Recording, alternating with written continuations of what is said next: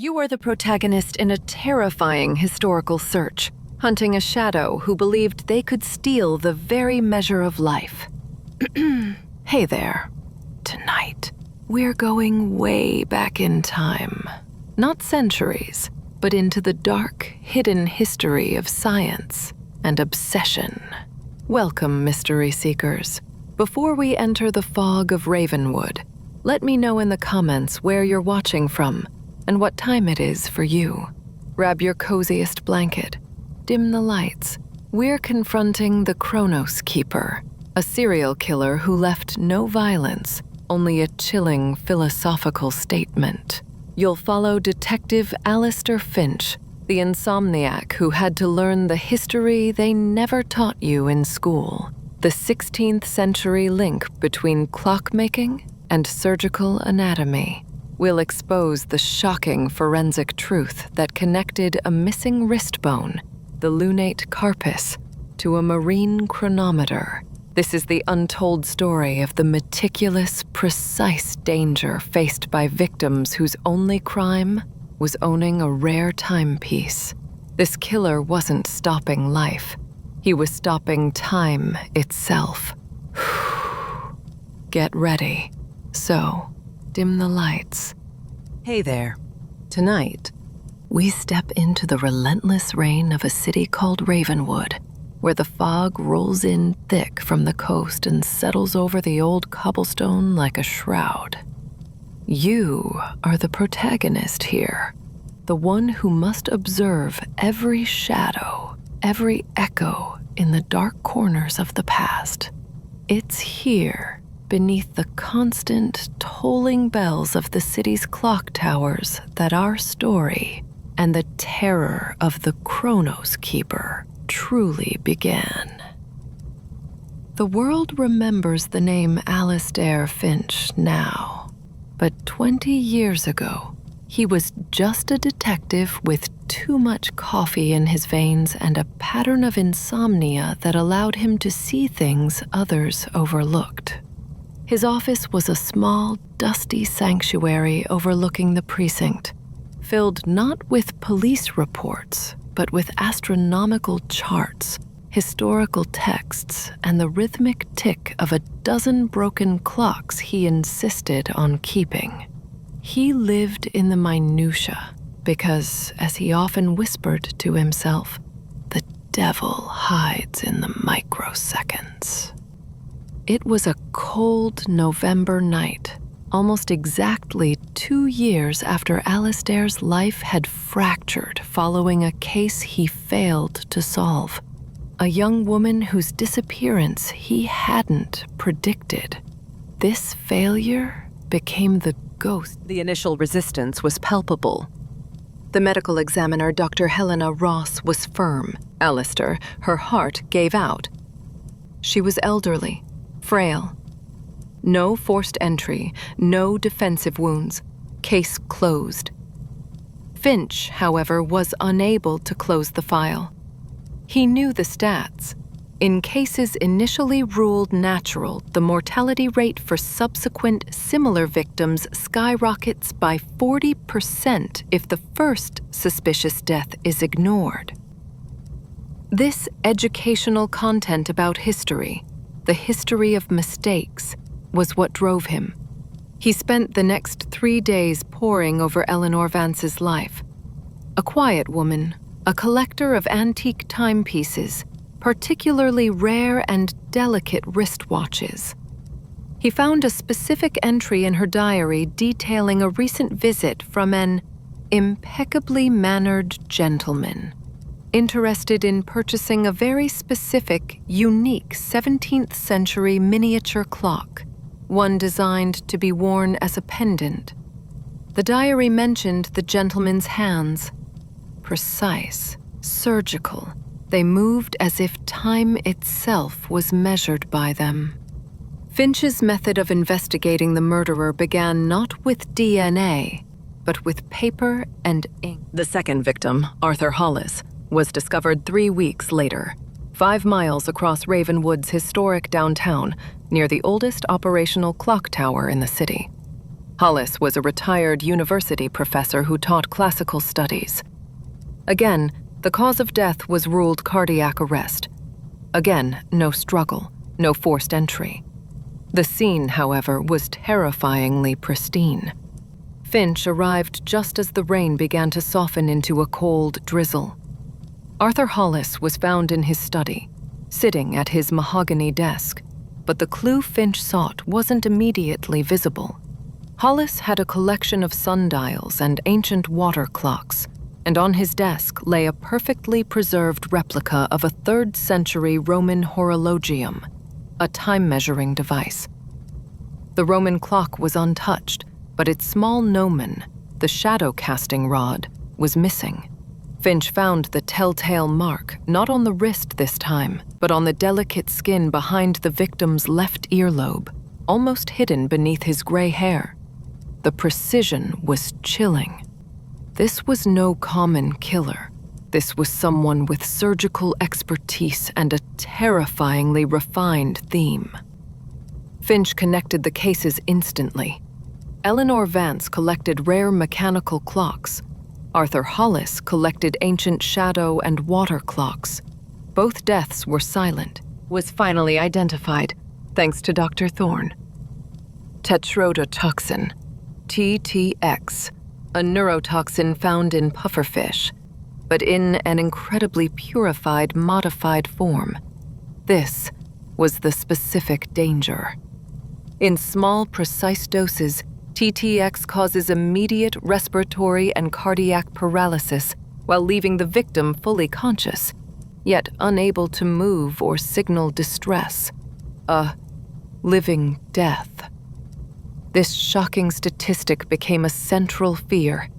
The victims were aware of their own demise. Finch now had the how, but the why was still tied to the missing pieces. He returned to the first victim, Eleanor Vance.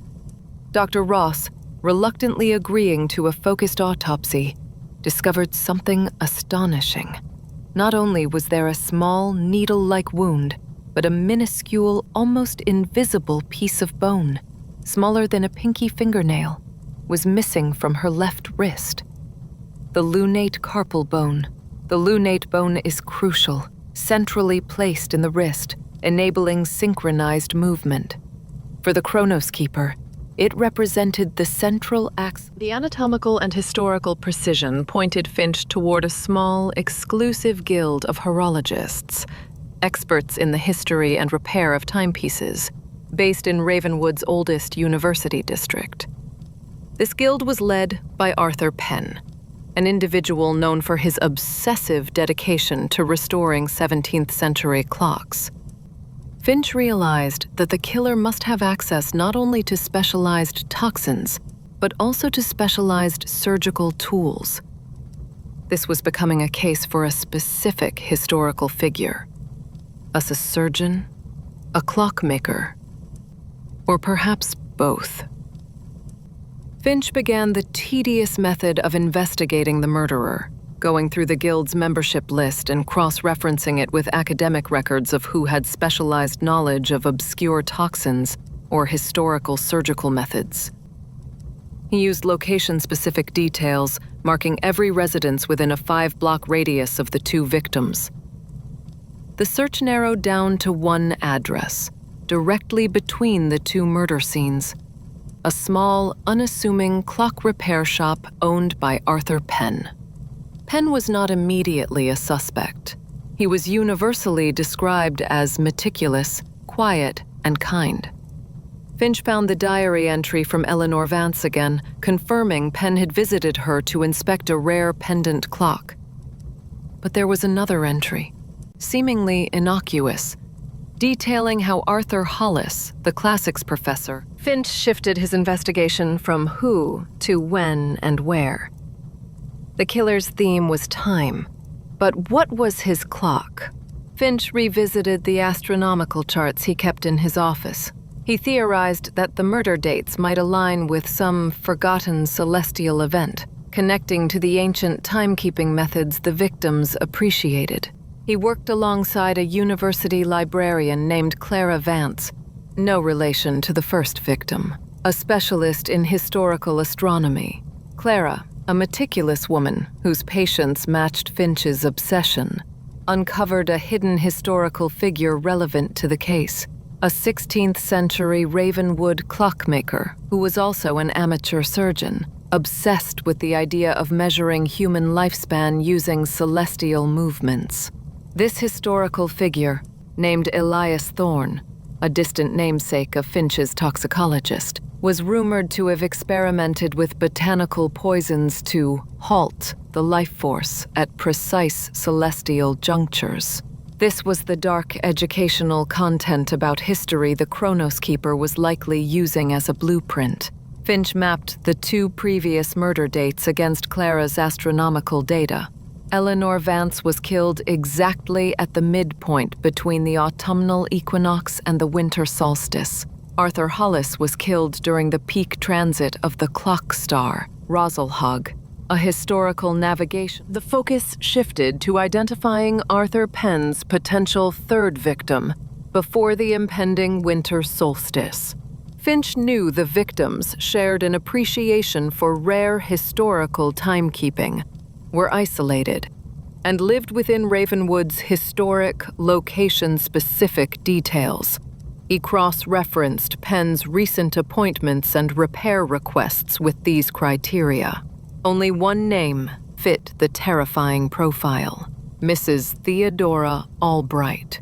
She was an elderly, renowned historian and owner of the city's largest private collection of ancient time-telling artifacts, including a highly valuable 14th century astronomical clock, an orrery, designed to map the conjunction of the very planets about to align, Saturn and Jupiter.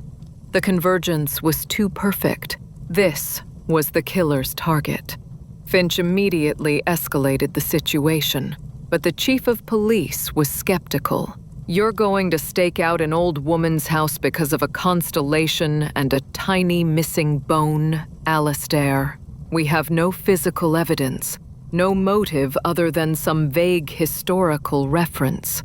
The detective's survival statistics were grim. The mortality rate in cases of predicted 3rd victims, where law enforcement fails to act based on purely circumstantial evidence, approaches 100%. This was a statistical urgency. Finch introduced himself to Mrs. Albright as a consulting detective investigating a potential theft of rare clock artifacts in the area. The historian, a woman who lived for the precision of the past, allowed him inside, completely unaware of the specific dangers she faced. The detective was immediately struck by the centerpiece of her study, the immense 14th century orrery, its brass rings and gears waiting for the celestial conjunction. While Albright described the astronomical clock with passionate detail, Finch was focused on the room's subtle details. He noticed a porcelain teacup on the side table, slightly more full than usual, and a small folded linen napkin beside it. He recalled that both previous victims had been found near a recently used cup or glass. The method of the murderer was always precise, always subtle. Finch subtly moved closer to the table, pretending to admire a miniature timepiece. He gently lifted the folded napkin. Beneath it lay a pair of surgical tweezers and a sealed glass ampule. The ampule contained a clear, odorless liquid, the modified tetrodotoxin. The killer had been here. The poisoning was imminent, or perhaps already in progress. The shocking statistic of the TTX. Finch knew he couldn't panic. But he needed the police, and he needed them now. He spoke urgently to Mrs. Albright, keeping his voice low and soothing, adopting the slow pacing of the bedtime story he wished this was. "Listen carefully, Mrs. Albright. You are very important right now. There may be a small poison, something very slow in your system. We need to stay completely still and quiet I need you to focus on the numbers on your clock, please. He used his phone to send a silent distress signal to his contact at the precinct, referencing the Chronos Keeper and the winter solstice, a coded phrase only his partner would recognize. He then began the frantic search for Arthur Penn. The killer wouldn't leave his surgical tools behind. He must have been hiding somewhere, waiting for the full paralysis to take hold before returning for his trophy. Finch quietly slipped out of the study and began a methodical, room-by-room search of the mansion. He checked the dimly lit gallery, the library, and finally, the attic. The mansion was old, full of creaking wood and shadows. Finch's insomnia had trained him to detect the slightest sound, and he heard it. The slow, rhythmic click, click, click of a surgical tool being sharpened, coming from the workshop was a labyrinth of hanging clock pendulums and precision machinery. Arthur Penn, the Chronos Keeper, stood illuminated by a single brass lamp, meticulously cleaning a tiny surgical scalpel and preparing a custom-designed bone extraction tool. His face, when he finally looked up, was devoid of emotion, a canvas of clinical focus. He was the historical figure Finch had tracked, the perfect surgeon and the perfect clockmaker. "Detective Finch," Penn said, his voice calm and unsettlingly soft. "I knew you would see the pattern. Only the true keepers of time ever do. This is a grand event, the solstice conjunction. It demands an appropriate sacrifice." Penn explained his murder method with chilling academic detachment. The tetrodotoxin provides the perfect cessation. The victim is suspended, unable to object, a moment frozen in time. The removal of the lunate carpal bone, he elaborated, was the final act, removing the gear that synchronized human existence, thereby ensuring the victim's timekeeping apparatus was permanently dismantled. This was the specific danger of dealing with a killer whose motive was philosophical and precise, not emotional. Finch knew he could not provoke a struggle. Finch needed to buy time for his partner to receive the cryptic message and for the police to arrive. He changed his method of investigating the murderer, shifting from accusation to engagement, feeding the killer's ego. If you are Elias Thorne's true successor, Arthur, then you must appreciate the beauty of the celestial alignment. But you're early. The conjunction of Saturn and Jupiter is still 2 hours away. This was a calculated risk. Finch was relying on the killer's need for absolute historical precision. Penn hesitated, looking briefly at a small, complex astronomical clock on his wall, checking his calculations. That moment of self-doubt was the opening Finch needed. Finch used the distraction to quickly, silently kick a metal bucket filled with discarded clock oil and solvent. The loud, echoing clatter momentarily shattered the killer's concentration. Penn instinctively recoiled, his meticulous nature offended by the sudden chaos. In that instant, Finch moved. He didn't lunge for the killer. He grabbed the surgical toolkit and threw it across the room, scattering the instruments and the ampules of tetrodotoxin wildly across the floor. Penn let out a gasp of pure frustration, the look of calm detachment replaced by panicked anger, the sight of his perfect methodology being spoiled. Finch kept talking, softening the vocabulary but adding urgency. "The police are coming, Arthur. We are still in time to fix this. Mrs. Albright is still breathing. You can still choose to be the restorer, not the destroyer." The confrontation devolved into a desperate physical struggle, yet one characterized by the killer's refusal to use traditional violence.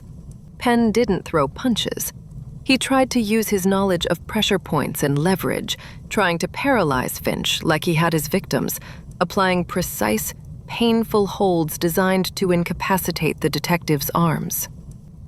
Finch, though heavier, was slowed by his chronic fatigue and insomnia. He realized the survival statistic here was 0 if he allowed Penn to gain control. The specific danger wasn't a knife or a gun, but the surgical tools scattered on the floor. Penn was trying to retrieve the bone extraction tool, the ultimate piece of evidence. The detective managed to twist out of a carotid hold and shoved Penn back against a workbench. A cascade of miniature clock parts, springs, and gears rained down around the killer. It was a battle against precision and obsession, fought amidst the scattered pieces of time. Just as Penn lunged for a drop scalpel, a heavy crash echoed from the main house. The police were here, thanks to Finch's cryptic signal and his partner's trust. A moment later, the workshop door burst open, and Finch's partner, Detective Riley, stood silhouetted in the doorway, weapon drawn. The sudden arrival, the overwhelming presence of the state, was the end of the Chronos Keeper's meticulously planned time. Penn froze, his hand inches from the scalpel. His face, rigid with maniacal purpose just moments ago, suddenly softened into one of profound, desolate sadness. The time he had sought to control had finally run out on him. The arrest of the murderer, Arthur Penn, was silent and swift. He offered no resistance, simply staring blankly at the scattered remnants of his tools, the instruments of his meticulous, time-based murder method. He was handcuffed and escorted from the workshop, passing the study where Mrs. Albright lay paralyzed but alive, waiting for medical aid. Mrs. Albright was rushed to the hospital. Due to Finch's quick thinking and immediate intervention, the tetrodotoxin had not reached a fatal dose. She survived, paralyzed for a day, but ultimately made a full recovery. Her survival provided the shocking statistic that countered the darkness. The vast majority of TTX victims die within hours, but precise identification and swift action dropped her personal mortality rate to under 5%. The subsequent investigation of Arthur Penn's premises revealed the full, chilling extent of his obsession. In his private vault, police discovered a velvet-lined box. Inside, carefully organized and labeled with the victims' names and astronomical coordinates, were 2 tiny crescent-shaped bones. The lunate carpals, the trophies from Eleanor Vance and Arthur Hollis. Each bone was polished and mounted like a miniature jewel, the perfect, sickening symbol of the time he believed he had stopped. This physical evidence, combined with the ampules of highly modified TTX and the custom-made bone extraction tool found in the workshop, cemented the case. Finch had not only prevented a third murder, but had solved the previous 2, all through the relentless pursuit of a philosophical pattern that others had dismissed as coincidence. The history of the case, the anatomical link to chronometers and the astronomical timing, was all documented for the court. The methods of investigating the murderer proved to be a groundbreaking case study in forensic psychology and historical analysis. The police had cracked a case with virtually no blood, no witnesses, and a method of killing rooted in academic esoterica. The historical figures and texts Finch and Clara had consulted became key evidence, proving Penn's obsession was rooted in the 16th century clockmaker Elias Thorne's failed ambition to marry anatomy and time. During his interrogation, Penn admitted to selecting his victims based on the rarity and historical significance of their timepieces. He viewed them as high-quality, obsolete instruments that needed to be permanently disassembled at moments of profound celestial importance, aligning with the solstice and equinox markers of the ancient world. He never sought money or violence. He sought precision and immortality through the destruction of others' measured existence. Finch sat opposite Penn, listening to the chillingly rational explanation for the irrational acts. He felt the weight of the years lift slightly. He had faced his failure from 2 years prior and had redeemed his obsessive nature, proving that his focus on the minutiae was a necessity, not a flaw. The shocking statistic that obsessed him, the lives lost when subtle details are ignored, had been averted this time. The case of the Chronos Keeper became a legend in Ravenwood, a dark piece of history they now taught in police schools as a warning. Sometimes, the most dangerous killer is the one who kills without passion, only logic. Finch had stared into the killer's meticulous soul and used that very precision to predict and stop him. The trial of Arthur Penn, the Chronos Keeper, captivated the nation for weeks.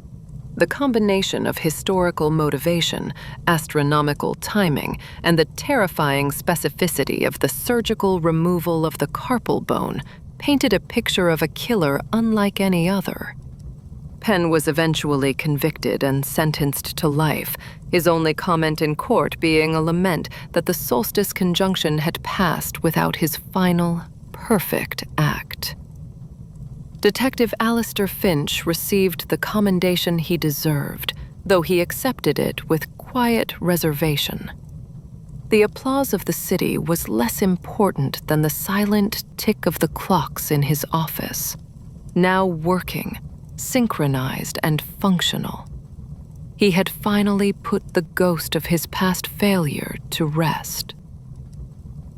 He still struggled with insomnia, but now the long, quiet nights were spent studying the history of the next cold case, ensuring he was always ready to read the silent language of the victim. The story of the Chronos Keeper remains a grim lesson in Ravenwood, a place now perpetually mindful of the history beneath their feet. The greatest danger is often the quietest, the one masked by academic excellence and unwavering precision. As the fog begins to lift now, and the silence of the city settles around you, let the tension fade away. Remember the dedication of the detective who found the truth, not in chaos, but in the meticulous order of a killer's mind. The city sleeps now, knowing that the timekeeper's clock has finally stopped. So, let the shadows soften. Release the details. This is the end of our chapter tonight. Sleep well, and let the quiet of the coming hours restore your own inner clock. The mystery is solved, the case is closed, and the ancient, chilling precision of the Chronos Keeper is locked away forever. You followed Detective Finch through the fog, navigated the dark archives, and witnessed the arrest of a murderer driven by a terrifying philosophy. That sharp urgency, that feeling of chasing the ticking clock can now slowly dissolve. The rain outside has turned to a calming, steady drip. The shadows in your room are familiar and gentle. Let the complex gears of the mystery fade into the background, like the soft, distant tolling of a Ravenwood tower bell. Focus instead on the quiet rhythm of your own breathing. There are no patterns left to find tonight, no hidden histories to fear. You are safe, you are warm, and the darkness holds only rest. Drift now, drift into the calm, slow silence of sleep. Good night.